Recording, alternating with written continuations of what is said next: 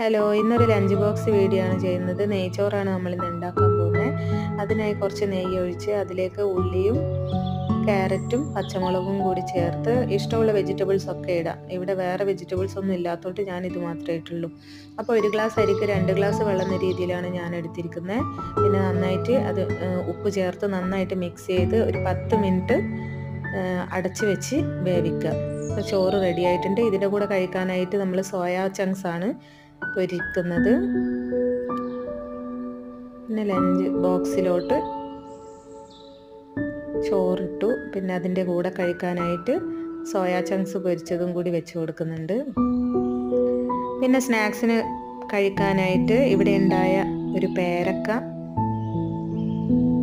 കൊടുക്കുന്നുണ്ട്. അപ്പോൾ അത്രയേ ഉള്ളൂ ഇന്നത്തെ ലഞ്ച് ബോക്സ് വിശേഷങ്ങൾ. Bye bye, see U.